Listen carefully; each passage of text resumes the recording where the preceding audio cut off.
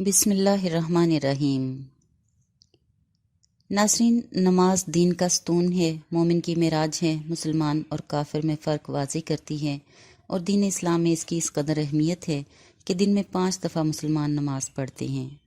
پھر مردوں کے لیے پسندیدہ یہ ہے کہ وہ باجماعت نماز پڑھیں، یعنی فضیلت اس نماز کو حاصل ہے جسے کچھ لوگ مل کر پڑھیں، خواہ مسجد میں ہو یا مسجد سے باہر۔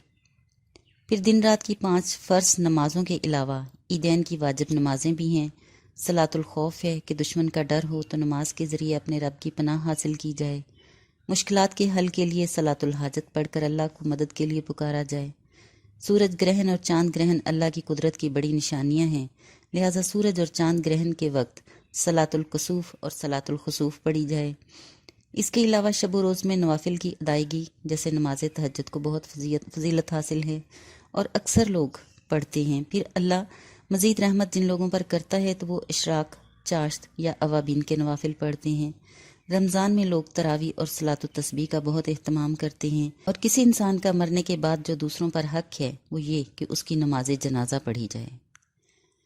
ناظرین، اس قدر طویل تمہید باندھنے کا مقصد یہ ہے کہ ایک مسلمان کی زندگی میں نماز کی جو اہمیت ہے اسے واضح کیا جائے۔ اللہ کی نظر رحمت جن لوگوں پر ہوتی ہے وہ نماز قائم کرتے ہیں، اس کے لیے کوشش اور اہتمام کرتے ہیں۔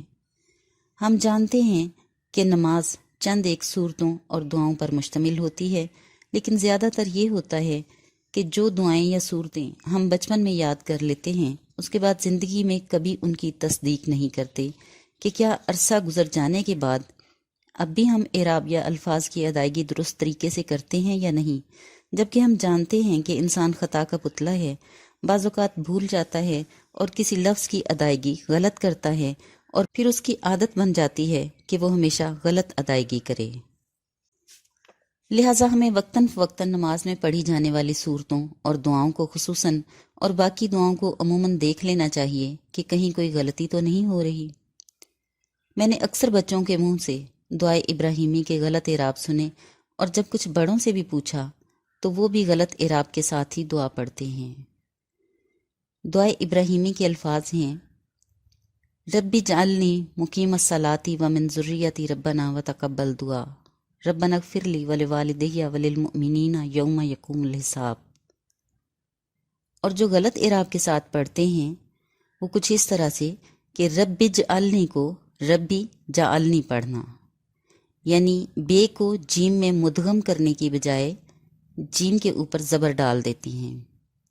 اسی طرح مقیم الصلاۃ کو مقیم الصلاۃ پڑھنا، یہ بھی ایک بڑی غلطی ہے، اور دن رات میں جتنی ہم نمازیں پڑھتے ہیں اس غلطی کا ارتکاب کرتے ہیں، جبکہ ہم جانتے ہیں کہ عربی زبان میں زیر، زبر اور پیش کو آپس میں بدل دینے سے الفاظ، حتیٰ کہ بعض اوقات پورے جملے کے معنی میں زمین آسمان کا فرق آ جاتا ہے اور ثواب کی بجائے سخت گناہ کا سبب بنتا ہے۔ اور اس موقع پر اگر یہ کہہ دیا جائے کہ چلو کوئی بات نہیں، ہماری نیت تو ٹھیک ہے نا، تو یہ کہنا عذر گناہ بدتر از گناہ کی طرح ہے، یعنی ہماری نیت تو ٹھیک ہے اس لیے غلطی ہوتی ہے تو ہوتی رہے، اور اصلاح کی کوشش نہ کرنا بھی سخت گناہ ہے۔ ابو الانبیاء حضرت ابراہیم علیہ السلام کی اللہ کے حضور مانگی ہوئی یہ دعا نہ صرف انتہائی اہم اور ہر نماز میں پڑھی جانے والی دعا ہے، بلکہ یہ اللہ کے ہاں قبولیت کا درجہ رکھنے والی دعا بھی ہے۔ اس لیے ہمیں اعراب کی درستی کا اہتمام خصوصی طور پر کرنا چاہیے، اور قرآن میں تحریف کا مجرم بننے سے بھی بچنا چاہیے۔ اللہ تعالی ہمیں اپنی اصلاح کی توفیق عطا فرمائے، آمین ثم آمین۔ شکریہ۔